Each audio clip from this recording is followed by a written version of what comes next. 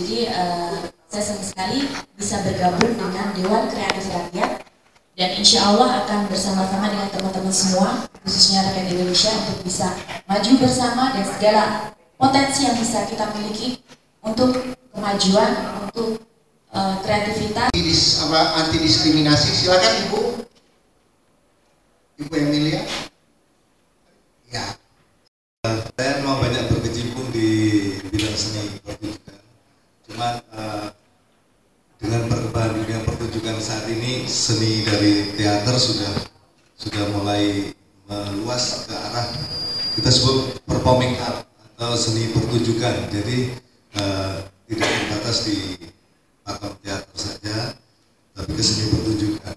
Latar belakangnya dengan Dewan Kreatif Rakyat ini menarik sekali. Ketika itu saya diajak berbicara dengan Sekjen Pak Dede bahwa ada satu pemikiran yang bagus sekali untuk memotivasi kreator-kreator muda Indonesia, dimotorin Mas Damian juga.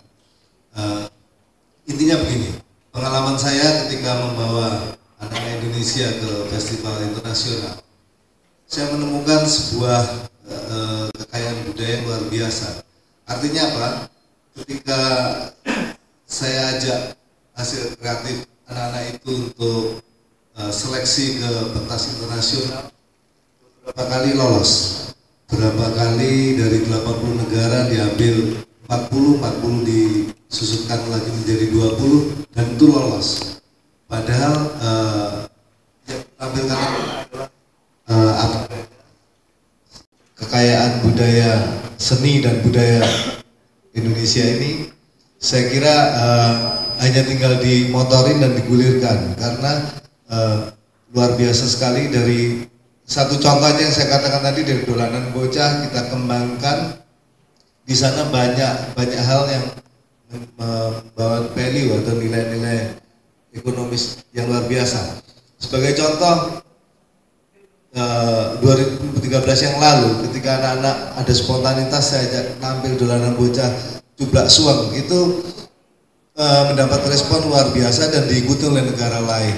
Saya berpikirnya begini, di balik itu dolanan bocah banyak pernak-pernik yang bisa mengembangkan ekonomi kreatif itu, sehingga banyak produktivitas yang dari hasil kreativitas itu memiliki nilai ekonomis yang tinggi. Kalau di mendobrak semangat seluruh bangsa Indonesia untuk membuat kreativitas atau kreator-kreator baru, pasti akan tidak jauh dari hasil kreativitas itu yang memiliki daya tarik ke seluruh, baik awalnya dari seniman, pariwisata dan seterusnya. Sesuatu pekerjaan ide.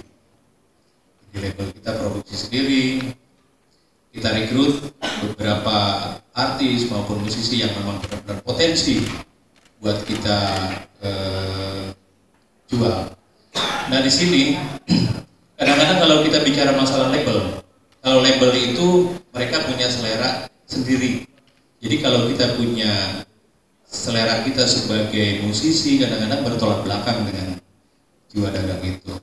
Nah, kebetulan kalau di indie ini kita bisa membuat sesuatu itu yang memang hatinya memang karya seniman murni, artinya di situ. Nah, di sini kita bisa mengapresiasikan karya kita. Bahkan kalau kita bicara masalah musik indie, di luar negeri itu luar biasa musik indie itu. Nah, banyak yang mendunia. Sedangkan memang mungkin kalau di Indonesia ini ya kita selalu berpatokan kadang-kadang pada label ya. Kita bisa memperkenalkan karya-karya industri kreatif anak-anak muda maupun secara umum masyarakat Indonesia melalui media, yaitu basis aplikasi. Karena ke depan tidak dipungkiri peran digital, dunia ICT ini sangat sentral. Karena itu saya sangat mendukung sekali upaya yang dilakukan Mas Damian dan kawan-kawan. Saya tahu jejak rekam Mas Damian ini sudah malang melintang. Saya nggak tahu mungkin malah ibu samping saya ini tadi yang sudah puncak mana tadi Himalaya, harusnya Mas Damien. Terus yang lain barangkali ya memang apa saya juga tadi rasa-rasa sejak dilantik apa diresmikan ya Dewan apa Badan Kreatif Badan Ekonomi Kreatif kok nggak ada gregetnya atau gimana lah gaungnya gitu, karena ini kan apa itu pemerintah lah gitu setingkat kementerian dan dibiayai oleh APBN tentu 1, berapa T ya saya 1,7 atau berapa ya. Saya kira dengan anggaran yang cukup besar itu bahkan mungkin lebih besar dari beberapa kementerian bisa berbuat banyak untuk kemajuan industri kreatif Indonesia. Nah, dengan mempunyai satu penyakit mereka tidak bisa melakukan sesuatu, dengan adanya penyakit mereka tidak bisa menciptakan sesuatu yang dihargai mungkin oleh orang banyak. Oleh sebab itu beberapa waktu lalu saya mencoba berpikir untuk bagaimana saya bisa menciptakan sahabat-sahabat Odapus ini untuk bisa hidup kualitas dan produktif. Karena mereka sendiri sebetulnya tidak pernah menyadari dengan adanya lupus di dalam dirinya, sebetulnya mereka mempunyai bakat-bakat yang terpendam. Apakah itu dari sisi seni, apakah itu dari sisi olahraga dan sebagainya. Terbukti adalah memang saya pernah mengumpulkan beberapa orang 120 Odapus dari berbagai seluruh Indonesia.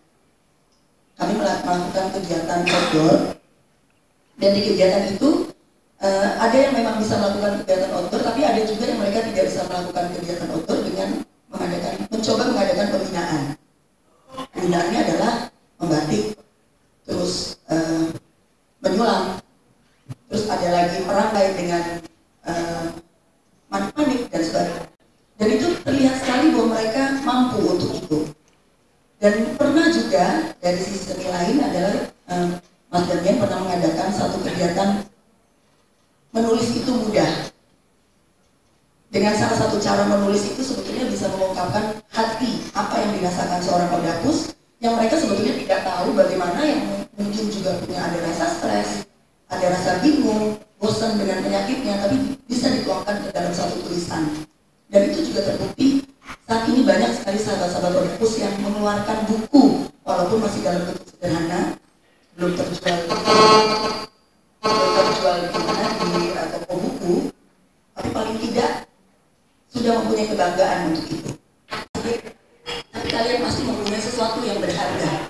Walaupun kalian diberhentikan dari pekerjaan kantor, tapi sebetulnya kalian mempunyai sesuatu yang ada di dalam diri. Beberapa yang saya boleh sebutkan. Tipsnya lagi atau souvenir yang kita bisa bagi-bagikan di luar. Dan inilah yang memang dengan adanya DKR mudah-mudahan sahabat-sahabat Odapus nanti bisa mendapatkan kesempatan untuk lebih banyak berkreasi lagi. Dan yang pasti saya sangat bersyukur sekali ada di sini sehingga bisa mendapatkan informasi, mendapatkan pengalaman dari teman-teman yang ada di sini juga. Paling tidak untuk sahabat-sahabat Odapus saya di seluruh Indonesia. Terima kasih. Ya, dimana kita melihat bahwa ternyata kreativitas itu menyembuhkan. Itu saya juga ngalamin, misalnya saya ngurus satu keluarga yang ternyata mereka dari kelompok kepercayaan yang kuburannya harus dibongkar karena ketahuan aliran kepercayaan. Jadi saya bilang ini gimana ini begini. Sampai akhirnya waktu itu karena kan di Indonesia nggak ada aliran kepercayaan, jadi mereka harus bawa Islam, bawa Kristen gitu, KTP-nya itu. Nah dia waktu itu pakai Islam, terus ketika dikuburkan ketahuan mereka aliran kepercayaan itu harus dibongkar. Dan apa yang terjadi, saya harus diskusi sama RT, RW, lurah di situ, dan keluarga yang almarhum ini minta udah saya nggak usah diributin lagi. Kalau mereka mau itu pergi aja nggak apa-apa. Dan akhirnya mereka dikremasi. Artinya hal-hal yang seperti ini itu saya mungkin 13 tahun saya berkecimpung di dunia diskriminasi seperti ini, dan apa ya, air mata saya udah sampai kalau bisa udah jadi laut darah mungkin ya, karena saya melihat luar biasanya makin lama makin kesini makin keras. Jadi waktu saya Mas Damien kita membahas itu pertama kali kita ketemu, kita membahas soal sampah, dan saya melihat perjalanan Mas Damien setiap saat itu luar biasa. Saya kagum sama beliau. Saya bilang, ya kan beliau nggak mengalami seperti apa yang kita alami, karena saya tidak melulu hanya aktivis pembela HAM, tapi saya juga termasuk victim, saya juga termasuk korban yang didiskriminasi. Sehingga sekarang kami sedang berjuang, Mas Damien, untuk undang-undang intoleransi, juga undang-undang terorisme di Indonesia yang sangat, menurut saya sangat rapuh, juga undang-undang diskriminasi yang harus kita perjuangkan sampai sekarang. Dan saya percaya semoga saya bisa kontribusi di DKR, karena kita punya misi yang sama dan kita bisa menciptakan Indonesia menjadi rumah yang nyaman bagi kita semua. Karena kalau festival itu harus ada screening, harus ada penayangan. Jadi film-filmnya ditayangin, dilombain, dijuriin, lalu kemudian dinilai.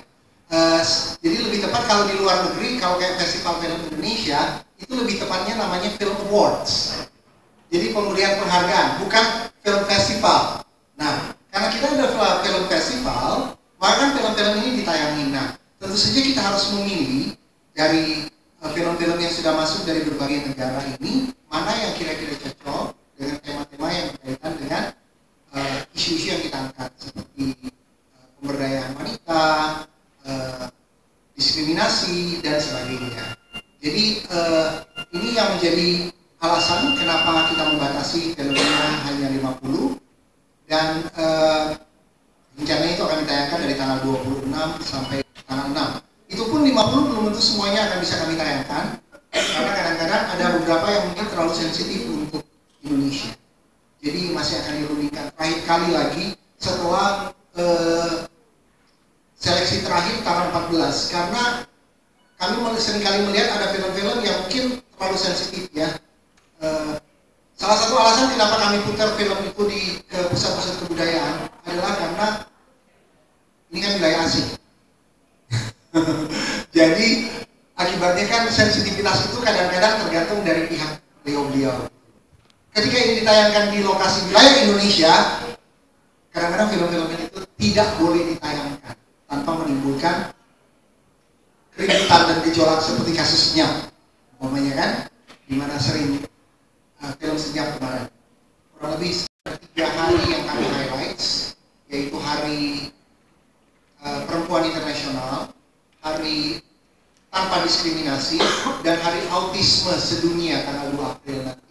Jadi dalam kaitan dengan ketiga hari internasional versi UN ini, kami kemudian memutuskan untuk membuat festival ini. Keterkaitannya dengan seni pertunjukan, rencananya kalau tidak ada halangan ya Pak Alika ya, pada akhir tahun nanti mungkin akan ada festival film pertama di dunia yang namanya International Film and Performance Arts Festival. Jadi di situ bukan cuma screening film, tapi juga teater-teater dari berbagai negara di dunia akan tampil. Ya, dan itu adalah salah satu proyek DKR rencananya di akhir tahun nanti. Jadi dengan jaringannya Pak Alika yang sudah melalang buana, jadi performance art akan nanti menjadi salah satu highlights untuk tahun ini dari Dewan Kreatif Rakyat. Berafiliasi dengan background, gitu kan? Dalam ekonomi kreatif rakyat. Itu pertanyaan yang sudah muncul dari sejak pertama kali kami aktif dalam kegiatan ini. Kayak kemarin kita sempat mengadakan di Car Free Day ya, beberapa aktivitas anak-anak dari DKR, mereka dance di pinggir jalan. Besok-besok kalau sampai Mbak Roro Fitria mau ingin juga nyanyi dangdut di CFD kan, malah lebih heboh lagi, bisa ya gimana ya. Tapi pertanyaannya bahkan intinya adalah apakah DKR nanti akan menggandeng background? Kelihatannya kami tidak suka digandeng karena kami bukan tergandengan. Jadi mungkin posisi kami ke depan adalah sparring partner. Jadi kami merasa bahwa kami nggak punya 1,7 triliun, kami nggak punya 1,7 miliar. Mungkin kita cuma punya 1,7 juta yang berasal dari hasil sumbangan dari para anggota-anggota, dan yang akan kami pergunakan juga koin dari masyarakat yang ingin membantu.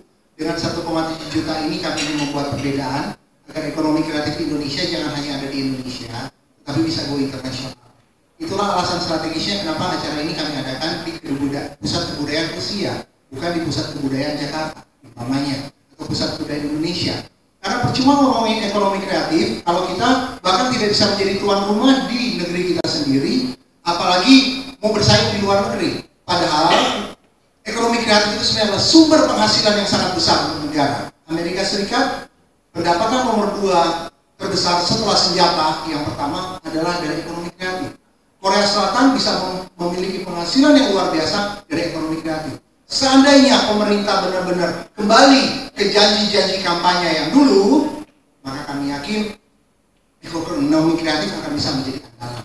Tetapi kalau memang lupa dengan janji kampanye dulu, DKR hadir untuk mengingat. Saya bersedia Bu dan sebagainya. Jadi bukan cuma di Jakarta, sampai ke daerah-daerah kita mau ingin share. Bahkan nanti ke depan semua pelajaran ini akan kita lakukan via YouTube. Jadi semua orang bisa mengakses kapan saja dan anytime. Inilah aktivitas DKR dalam waktu 1 tahun ke depan. Rencana ke depannya kurang lebih demikian. Terima kasih banyak.